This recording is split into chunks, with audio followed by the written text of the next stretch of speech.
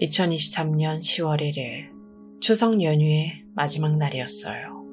충북 청주의 한 아파트 단지는 명절의 여유와 평온함이 감돌고 있었을 거예요.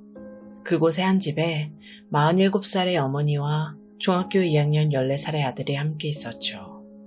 겉보기엔 그저 평범한 대한민국의 한 가정이었어요. 하지만 그날 저녁 이 집에서는 누구도 상상하지 못했던 끔찍한 비극이 일어나고 맙니다. 어머니는 아들이 휘두른 흉기에 28번이나 찔려 끝내 세상을 떠나고 말아요.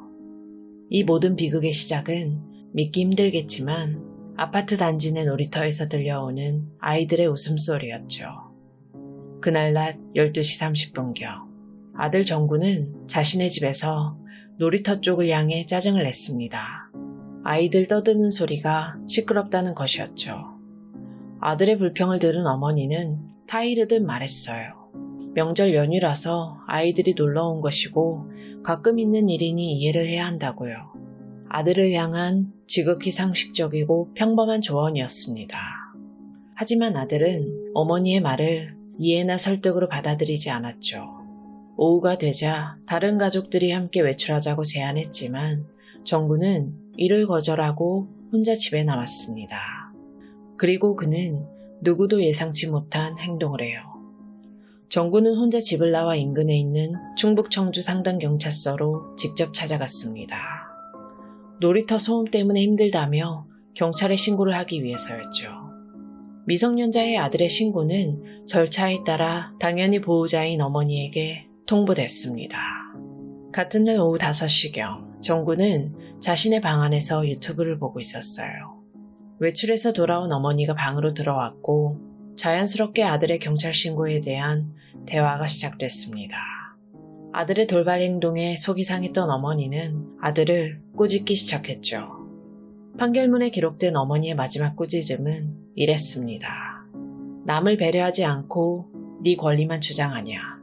그럴 거면 자전거도 타지 말고 휴대전화도 버리고 집에서 나가버려라. 어머니의 이 꾸짖음은 소년의 마음속에 오랫동안 뚝처럼 쌓여왔던 무언가를 한순간에 무너뜨렸습니다. 법원의 기록에 따르면 소년은 이 순간 분노를 참지 못하고 어머니를 살해하기로 마음먹습니다. 소년은 곧바로 자리에서 일어났죠. 그의 발걸음이 향한 곳은 주방이었습니다. 소년은 주방 싱크대 서랍 안에서 총 길이 33cm, 날 길이만 20.5cm에 달하는 부엌칼 한 자루를 꺼내 들었습니다. 소년은 그 칼을 들고 다시 자신의 방으로 돌아갔죠. 그곳에는 조금 전 자신을 꾸짖었던 어머니가 무방비 상태로 앉아 있었어요. 소년은 그 자리에서 어머니의 복부, 가슴, 등, 머리를 가리지 않고 온몸을 힘껏 28차례나 찔렀습니다. 이 끔찍한 범행은 과연 한순간에 분노가 터져나온 결과였을까요? 아니면 아주 오래전부터 소년의 마음속에서 조용히 자라나고 있던 무언가가 마침내 모습을 드러낸 것이었을까요? 법원의 기록은 후자에 가깝다고 말하고 있죠. 시간은 1년 전인 2022년으로 되돌려 보겠습니다. 당시 13살, 즉 형사상 범죄를 저질러도 처벌받지 않는 나이인 촉법 소년이었던 정구는 학교에서 학급 친구들과 갈등을 겪고 있었어요. 그는 이 갈등으로 인한 분노를 참지 못하고 부엌 칼을 자신의 가방에 넣어 학교에 가져갔습니다. 위험을 감지한 한 친구가 그 칼을 빼앗으려고 시도했고 그 과정에서 친구는 칼에 손을 다쳤죠. 이 일로 정구는 보호관찰 등의 처분을 받게 됩니다. 단순한 교우 관계로 치부할 수 없었던 이 사건을 계기로 정구는 정신과 치료를 받게 돼요. 그리고 의사로부터 아스퍼거 증후군 가능성이 높다는 진단을 받습니다. 자폐 스펙트럼의 장애의 일종인 아스퍼거 증후군은 사회적 상호작용에 어려움을 겪고 관심사가 한정적이거나 반복적인 행동을 보이는 특성이 있죠. 하지만 정작 소년의 마음을 더 깊은 어둠 속으로 끌어내린 것은 이 사건을 대하는 부모님의 태도였습니다. 그는 부모님이 자신의 편을 들어주지 않고 오히려 다친 친구의 편에 선다고 생각했어요. 이 생각은 불만이 됐고 불만은 원망으로, 원망은 특히 주 양육자였던 어머니를 향한 깊은 적대감으로 자라났습니다. 판결문에 따르면 소녀는 이때부터 학교 생활이나 교우 관계는 물론 생활 전반에 걸쳐 상당한 수준의 피해의식을 갖게 됐죠. 소년의 세상은 그렇게 왜곡되고 있었습니다. 모든 갈등의 원인은 타인에게 있고 자신은 늘 억울한 피해자였어요. 자신을 괴롭히는 친구들, 자기 편을 들어주지 않는 가족, 그리고 그 중심에 있는 어머니. 그 누구도 자신을 이해하지 못하는 적대적인 세상 속에서 소녀는 스스로를 고립시키고 있었던 겁니다. 그리고 2023년 10월 1일 집에서 나가라는 어머니의 말은 이 왜곡된 세상 속에서 소년에게는 마지막 확인 사살과도 같았을 거예요. 역시 엄마도 내 편이 아니었어. 이 생각이 주방의 서랍을 열게 한 것입니다. 어머니를 무참히 찌른 소년은 거실로 나와 쓰러진 피해자를 그대로 둔 채 범행에 사용한 부엌칼과 자신의 휴대전화를 챙겨서 집을 빠져나왔습니다. 판결문에 따르면 그는 집을 나오기 전 싱크대에서 손에 묻은 피를 닦아내고 외부와의 연락을 끊기 위해 전화기선을 잘랐다고 해요. 14살 소년의 행동이라고는 믿기 힘든 침착하고 계획적인 모습이었죠. 그는 아파트 단지를 배회하다가 관리사무소에 들어갔고 그곳 화장실 대변기 뒤편에 범행에 사용한 칼을 숨겼습니다. 자신의 범행을 은폐하고 발각을 최대한 늦추기 위한 치밀한 행동이었어요. 결국 법정에 선 소년, 그의 변호인은 아들의 정신질환을 근거로 심신미약을 주장했습니다. 범행 당시 아스퍼거 증후군 등으로 인해 사물을 변별할 능력이 없거나 의사를 결정할 능력이 미약한 상태였으므로 법의 관용을 베풀어야 한다는 것이었죠. 하지만 재판부는 이러한 주장을 조목조목 반박하며 받아들이지 않았습니다. 첫째, 범행 직후 소년의 행동이 너무나도 이성적이고 계획적이었어요. 손에 피를 닦고 전화선을 자르고 가장 결정적인 증거인 칼을 숨긴 행위는 자신의 범죄를 명확히 인식하고 그 책임을 회피하려 한 자의 행동으로밖에 볼 수 없었죠. 둘째, 국립법무병원 정신감정 결과였습니다. 감정인은 피고인에게 심신미약으로 인정될 정도의 사물 변별 능력이나 의사결정 능력의 제약을 초래할 만한 정신과적 질환의 증거를 확인할 수 없었다라는 의견을 냈습니다. 오히려 그의 지적 능력은 IQ 105로 양호한 수준이었으며 아스퍼거적인 특징이 일부 의심되기는 하나 진단 기준을 충족할 정도는 아니라고 판단했죠. 소년의 변명은 과학적 근거 앞에 힘을 잃었습니다.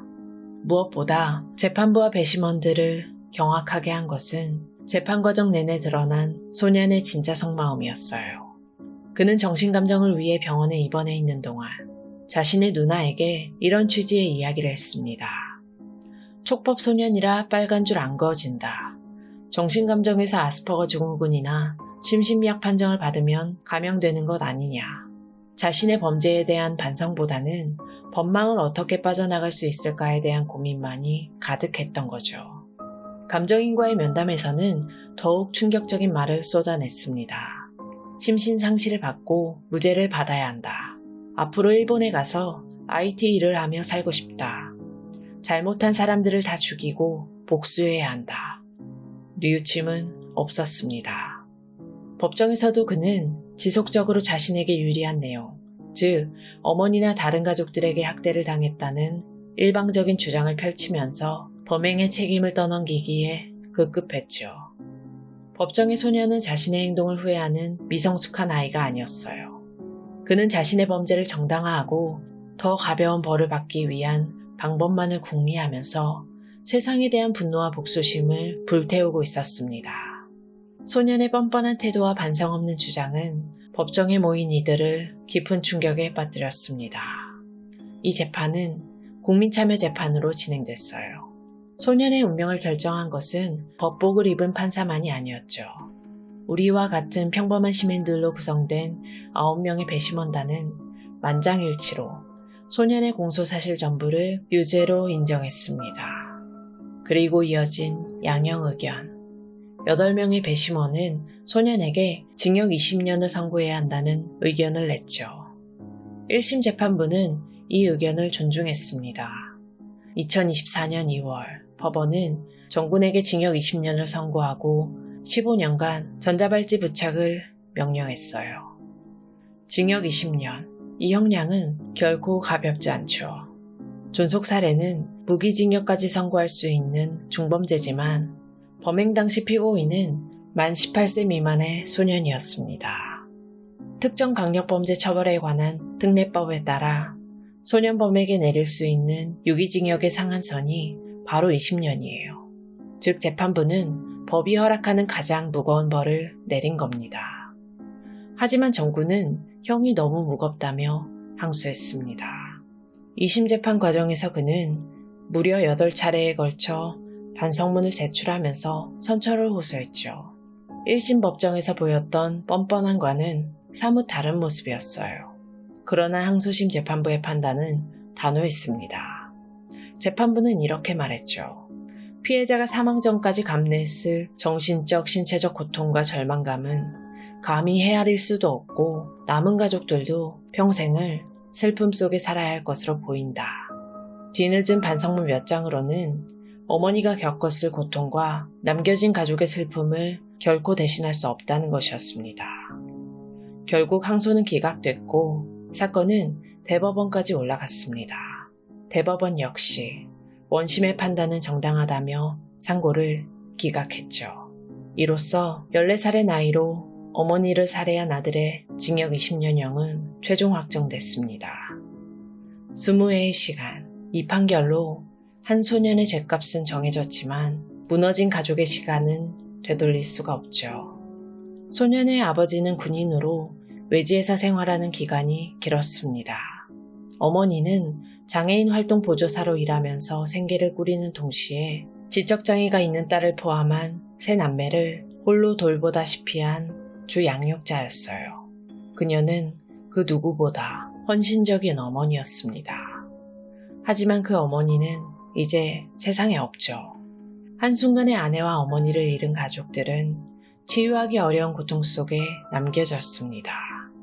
특히 주 양육자였던 어머니의 갑작스러운 죽음으로 지적장애가 있던 딸은 결국 보호시설에 맡겨져야 했어요. 판결문은 이 상황을 이렇게 적고 있습니다. 피해자의 가정은 사실상 무너졌다. 소년은 20의 시간을 선고받았습니다.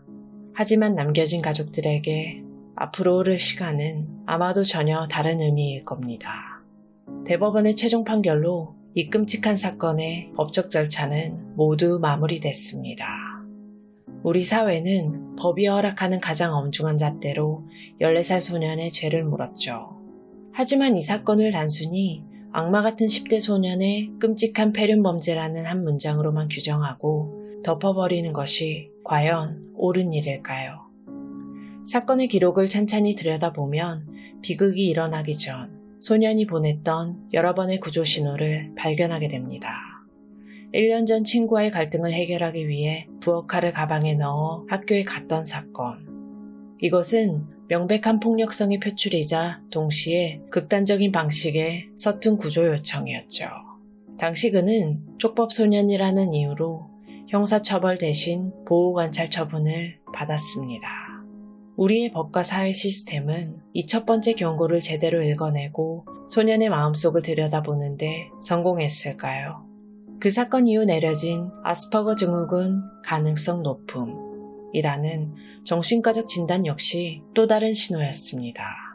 그는 세상과 소통하는 방식에 어려움을 겪고 있었고 전문가의 도움이 절실히 필요했죠.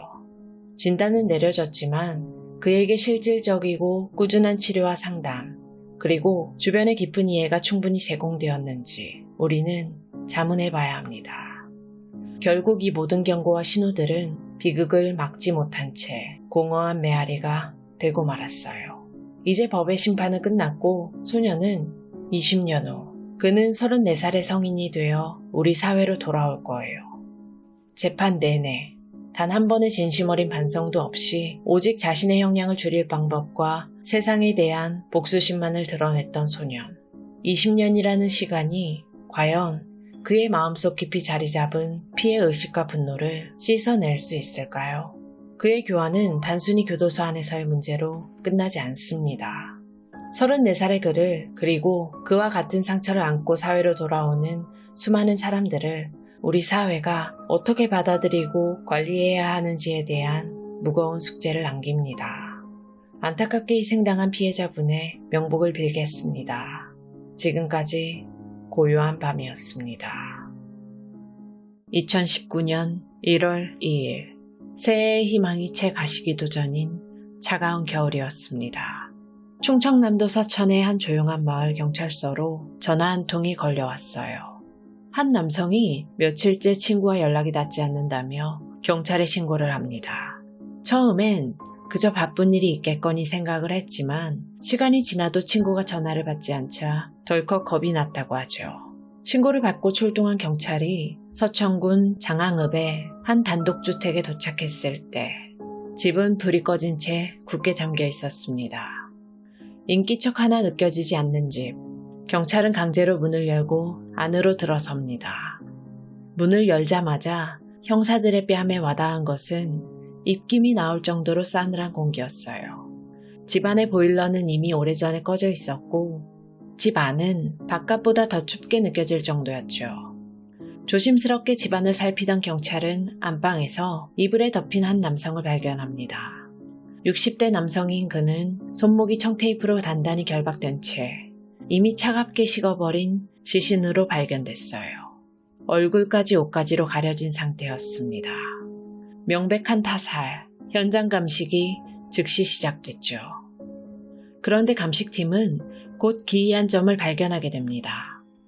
이렇게 잔혹한 범죄 현장에서 을에 나기 마련인 피비린내가 거의 나지 않았던 거예요. 대신 현장을 감돌던 것은 역하지도 그렇다고 향기롭지도 않은 정체 모를 시큼하고 달콤한 냄새였습니다. 바닥에 낭자한 붉은 액체, 당연히 혈흔이라고 생각했지만 분석 결과는 모두의 예상을 벗어났습니다. 그 정체는 놀랍게도 피가 아닌 토마토 케첩과 마요네즈였죠. 범인은 왜 이런 기이한 행동을 했을까요? 혈흔의 냄새를 덮으려고 한 어설픈 시도였을까요? 아니면 수사팀을 조롱하는 그들만의 메시지였을까요? 당시로서는 그 의도를 전혀 짐작할 수 없었습니다. 현장은 혼란 그 자체였어요. 범인은 케첩까지 뿌려가며 증거를 위장하려고 한 듯 보였지만 정작 범행에 사용된 회칼과 소형 망치는 현장에 그대로 버려두고 갔습니다. 치밀함과 어설픔이 기묘하게 공존하는 현장. 범인은 누구인가? 수사팀의 머릿속은 복잡해졌죠. 피해자의 시신에서는 더욱 끔찍한 사실이 확인됩니다. 머리에는 둔기로 여러 차례 맞은 상처가, 그리고 오른쪽 허벅지에는 무려 9군데의 깊은 자상이 발견됐어요. 이는 단순 살해를 넘어 죽기 직전까지 피해자에게 극심한 고통을 주려고 한 고문의 흔적으로 보였습니다. 수사팀은 피해자의 신원을 파악했어요. 피해자는 60대 남성으로 약 30억 원에 달하는 자산을 보유한 재력가였습니다. 하지만 그의 삶은 자산 규모와는 정반대였죠. 그는 주변과 교류를 거의 끊은 채 은둔 생활을 했고 동네 사람들은 그가 부자라는 사실을 전혀 모를 정도로 매우 검소한 생활을 하고 있었어요. 수십억 대의 자산가의 죽음, 범행 동기는 원한관계 혹은 금품을 노린 강도살인으로 좁혀졌습니다. 피해자의 생활 패턴을 볼 때 외부인이 그의 재산을 알고 접근했을 가능성은 낮았어요. 수사망은 자연스럽게 피해자와 가장 가까운 그의 재산 정보를 알만한 면식범, 특히 가족에게로 향했습니다. 피해자는 2번의 이혼 경력이 있었고 자녀들과의 관계도 복잡했죠. 경찰은 가족들을 차례로 조사하던 중 한 명의 인물에게 주목하게 됩니다. 바로 피해자의 아들, 당시 31살의 손 씨였어요. 손 씨는 사건 발생 직전 갑자기 일을 그만뒀고 그 이후로 그의 행방은 묘연했습니다. 가족들조차 그와 연락이 닿지 않는 상황이었죠. 아버지와 갈등이 있었고 현재는 어디에 있는지도 모르는 아들. 손 씨는 순식간에 사건의 가장 유력한 용의자로 떠오릅니다. 경찰이 손 씨의 행방을 추적하던 그때 결정적인 단서가 포착됩니다. 살해당한 피해자의 신용카드가 전국의 각기 다른 장소에서 버젓이 사용되고 있었던 거예요. 범인은 스스로 자신의 동선을 경찰에게 알려주고 있는 셈이었죠. 카드는 마치 범인이 남기는 조롱의 메시지처럼 익산을 시작으로 서울과 인천을 거쳐서 전국 각지의 CCTV에 족적을 새기고 있었습니다. 경찰은 즉시 카드 사용 내역이 찍힌 장소에 CCTV를 모두 확보합니다. 화면에 잡힌 남성은 30대. 경찰은 그가 용의자 손 씨임을 어렵지 않게 확인할 수 있었어요. 아버지를 살해한 범인이 바로 아들이라는 비극적인 진실이 확인되는 순간이었습니다. 하지만 CCTV는 더 충격적인 사실을 보여주고 있었죠. 전국을 활보하는 아들 손 씨, 그의 곁에는 거의 항상 같이 움직이는 또 다른 남자가 있었습니다. 경찰은 즉시 이 남자의 신원을 파악합니다. 그의 정체는 손 씨가 일하던 출장 마사지 업소의 업주, 34살의 신 씨였어요. 사건은 새로운 국면을 맞이합니다. 이것은 아들의 단독 범행이 아니었어요. 그렇다면 업주 신 씨는 어떤 역할을 한 걸까요? 그는 왜 자신의 가게 직원과 함께 직원의 아버지를 살해하는 끔찍한 범죄에 가담한 것일까요? 수사팀은 이 두 사람의 관계를 처음부터 다시 파헤치기 시작합니다. 경찰 조사 결과 손 씨의 과거가 드러났죠. 그는 과거 현주 건조물 방화죄와 폭력행위 등 처벌에 관한 법률 위반으로 이미 2차례나 실형을 살았던 전과자였어요. 2018년 7월 16일 포항교도소에서 출소한 그는 불과 2달 뒤인 9월 신 씨가 운영하는 남성 전문 출장 마사지 업소에 마사지사로 취업합니다. 신 씨, 그는 단순한 조력자였을까요? 아니면 이 모든 비극을 함께 설계한 공범이었을까요? 교도소에서 출소한 지 얼마 안 된 손 씨는 신 씨의 마사지 업소에서 일하며 그를 처음 만났습니다. 사회에 적응하지 못하고 가족과도 단절된 손 씨에게 자신의 이야기를 들어주는 신 씨는 유일한 탈출구이자 정신적 지주처럼 느껴졌을 거예요.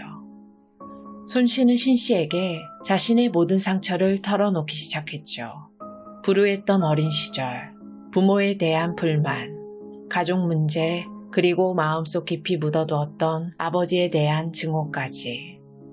특히 손 씨는 필라테스 강사로 새 출발을 하고 싶어서 스튜디오 창업 자금을 아버지에게 요구를 했지만 냉정하게 거절을 당하면서 분노가 극에 달한 상태였습니다.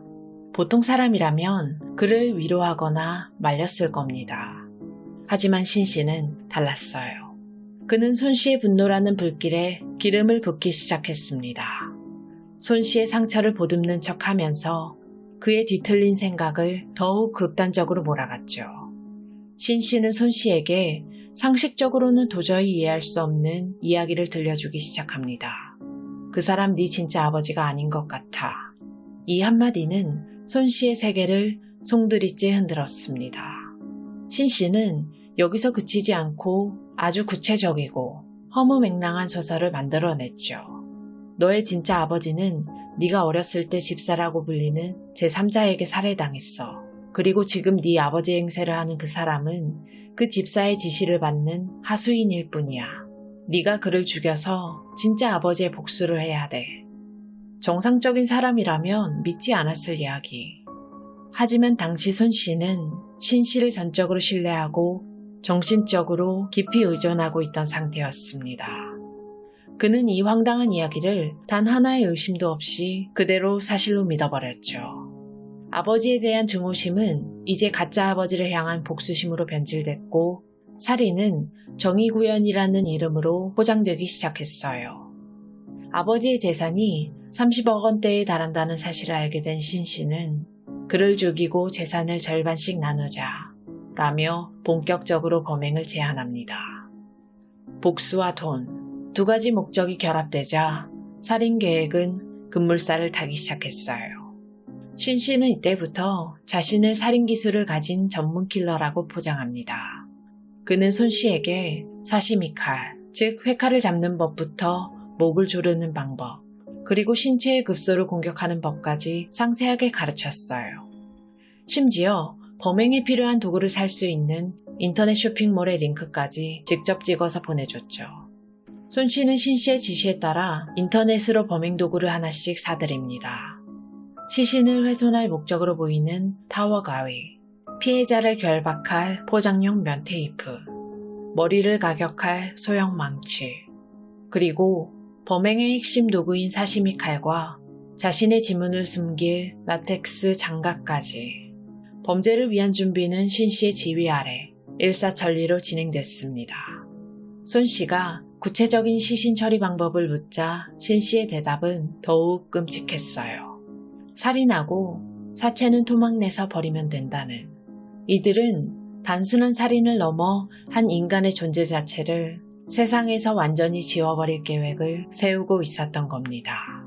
모든 준비가 끝나고 디데이는 2018년 12월 28일 금요일로 정해졌어요. 두 사람은 범행 당일 오후 서울 서초구에 있는 손 씨의 원룸에서 만났습니다. 그곳에서 마지막으로 범행 연습까지 마친 뒤 각자 범행 도구가 든 가방을 들고 아버지가 있는 충남 서천으로 향합니다. 오후 7시경 군산행 고속버스에 오른 두 사람은 밤 10시가 넘어 군산터미널에 도착했어요.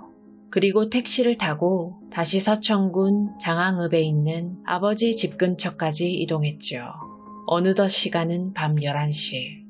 차가운 겨울밤의 어둠 속에서 두 남자는 조용히 범행의 순간을 기다렸습니다. 계획에 따라 먼저 움직인 것은 아들 손 씨였어요. 그는 먼저 아버지의 집 안으로 들어갔습니다. 그리고 안방에서 이불을 덮은 채 엎드려 자고 있던 아버지를 향해 망설임 없이 준비해온 활칼을 휘둘렀죠. 손 씨는 아버지의 오른쪽 허벅지를 여러 번 찌르고 주먹으로 얼굴을 때렸습니다. 무릎으로 아버지를 짓누른 채 청테이프로 입을 막고 망치로 머리를 수차례 내리쳤어요. 아버지의 저항이 완전히 멈추자 양손을 청테이프로 결박한 뒤 밖에서 기다리고 있던 신 씨에게 들어오라는 메시지를 보냈습니다. 메시지를 받은 신 씨는 잠시 머뭇거렸지만 이내 집 안으로 들어섰죠. 그는 실신에 있던 피해자를 손 씨와 함께 방 한쪽으로 옮긴 뒤 집안을 돌아다니면서 훔칠 만한 금품을 물색하기 시작했습니다. 그리고 자신이 직접 준비해온 와사비 가루를 손 씨에게 건넸어요. 손 씨는 이 와사비 가루를 주전자에 넣고 물과 섞은 뒤 의식을 잃은 아버지 얼굴에 그대로 부어버렸습니다. 끔찍한 고문이었어요. 이후 두 사람은 쓰러져 있는 피해자의 옆구리를 여러 차례 발로 걷어찼습니다. 그리고 마지막으로 손 씨가 미리 준비한 밧줄로 아버지의 목을 졸라 끝내 숨을 끊었죠. 범행 후 두 사람은 놀라울 정도로 침착하게 증거인멸을 시도합니다. 신 씨는 범행에 사용된 회칼을 주방 싱크대 밑에 숨겼고 두 사람은 함께 케첩과 마요네즈를 시신 주변에 뿌려서 냄새를 없애려고 했어요. 방바닥에 핏자국과 발자국을 지우고 피 묻은 옷과 신발은 집 근처 농수로에 버렸습니다. 그들이 훔친 것이라고는 지갑에 있던 현금 4만 원과 신용카드 한 장이 전부였죠. 다음날 새벽 3시 두 사람은 범행 현장을 빠져나와 익산의 한 모텔에서 하룻밤을 묵은 뒤 유유히 서울로 돌아왔어요. 그리고 그날 밤 손 씨의 집에서 다시 만나 앞으로의 계획을 논의했죠. 아버지의 집에서 벌어진 끔찍한 범죄는 이렇게 일단락이 되었습니다. 하지만 이것은 결코 끝이 아니었어요. 신 씨의 머릿속에는 이제 막 시작된 서사의 다음 장이 펼쳐지고 있었습니다. 한 번의 살인으로는 만족할 그가 아니었죠. 존속 살해라는 선을 넘어버린 손 씨를 이용한 신 씨의 진짜 계획은 지금부터 시작될 예정이었습니다. 두 사람이 헤어진 뒤 신 씨의 원격 조종은 라인 메신저를 통해 본격적으로 시작됩니다. 신 씨는 먼저 손 씨의 가족, 특히 어머니에 대한 살해 계획을 구체화하며 그의 복수심을 다시 자극했어요. 그는 수면제를 탄산음료나 주스에 섞는 실험을 해보라고 지시했고 만약 약이 통하지 않으면 강력본드를 묻힌 수건으로 입을 막아 제압한 뒤 살해하라는 믿기 힘든 수준의 구체적인 방법을 제시했습니다. 하지만 이 계획은 예상치 못한 변수로 중단됐죠. 손 씨의 어머니로부터 아버지의 사망 소식을 경찰이 알게 되었다는 연락을 받게 된 겁니다. 서천 범행이 발각되었다고 직감한 신 씨는 즉시 계획을 변경했어요. 그의 목표는 이제 복수가 아닌 도주자금 마련으로 바뀌었습니다. 그리고 그 수단은 불특정 다수를 향한 연쇄강도 살인이었죠. 2019년 1월 1일 신 씨는 손 씨에게 메시지를 보냅니다. 돌아다니면서 킬, 즉 살인을 하라는 지시였죠. 손 씨가 죄 없는 인간들을 살생하는 것도 부모님이 바라는 일일까요? 라며 마지막 남은 양심의 가책과 망설임을 내비치자 신 씨는 죄인이 아니다. 강남 일대는 거의 불법 종사자들이니 악질이다. 라는 논리로 그의 죄책감을 지어줬습니다. 그는 손 씨에게 스스로를 영웅 킬러로 여기게 만들었고 슬픔이나 죄책감 같은 감정은 영웅에게 어울리지 않는다며 그의 정신을 계속해서 개조해 나갔죠. 신 씨의 조종 아래 손 씨는 첫 번째 추가 범행을 준비합니다. 1월 2일 신 씨가 보내준 마사지샵 소개 사이트를 통해서 서울 서초구의 한 마사지샵을 범행 대상으로 정하고 예약을 했어요. 그는 범행 도구가 든 가방을 들고 예약 시간에 맞춰 가게에 들어갔지만 내부 공간이 너무 협소해서 피해자를 제압하기 어렵다고 스스로 판단하고는 그냥 나와버렸습니다. 이 사실을 보고받은 신 씨는 손 씨를 질책했어요. 지금 가릴 때가 아닌데 아깝다. 칼 들고 위협하면 바로 꼬리 내릴 텐데. 라며 그의 소심함을 나무랐죠. 그리고 다음 범행을 위해 새로운 도구를 준비하라고 지시합니다. 바로 호신용 스프레이였어요. 신 씨는 스프레이를 살 수 있는 인터넷 사이트 주소까지 보내줬죠. 다음 날인 1월 3일 손 씨는 다시 신 씨의 지시에 따라 강남의 한 왁싱샵을 목표로 삼습니다.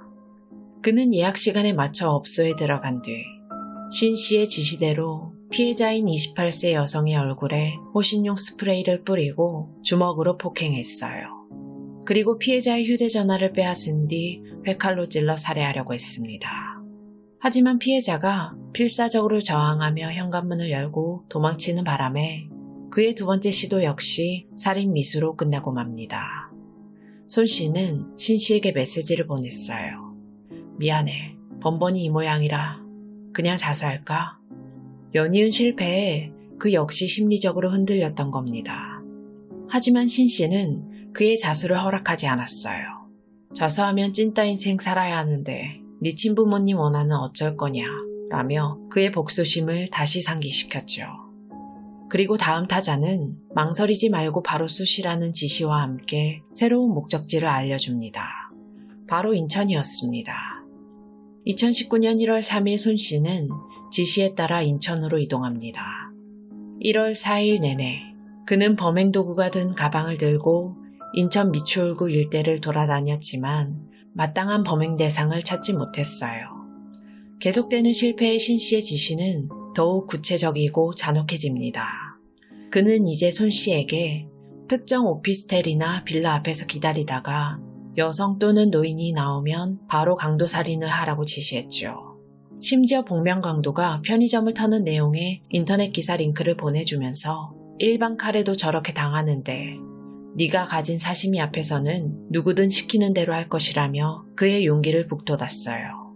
그리고 2019년 1월 5일 오후 1시 신 씨는 마지막 행동 지침을 내립니다. 그냥 생각 없이 보자마자 칼로 위협함과 동시에 바로 허벅지를 찔러 그리고 입을 막고 테이핑을 한 뒤 비밀번호를 물어보고 챙기고 바로 쑤셔서 죽여 2분 안에 끝내. 이 지시를 받은 직후인 오후 2시경 손 씨는 묵고 있던 모텔에서 나섰습니다. 그리고 오후 4시 40분경 인천 미추홀구 주안동의 한 빌라 앞에서 스트레칭을 하고 집으로 들어가려던 80대 노부부를 발견했어요. 그는 노부부의 뒤를 그대로 따라 집 안까지 들어갔죠. 그리고 신 씨가 지시한 그대로 끔찍한 범행이 실행됐습니다. 손 씨는 81세 남성 피해자에게 회칼을 들이대고 금품을 요구했지만 그가 대답하지 않자 허벅지와 가슴 등을 여러 차례 찔러 살해했어요. 그리고 비명소리를 듣고 작은 방에서 나온 그의 아내 역시 같은 방식으로 무참히 살해했습니다. 손 씨는 집안을 뒤져 반지와 시계, 카드, 현금 7만 5천 원 등을 빼앗았어요. 그때 방 안에서 피해자들이 키우던 개가 짖자 그는 그 개까지 회칼로 찔러 죽였습니다. 범행 직후 손 씨는 신 씨에게 보고했어요.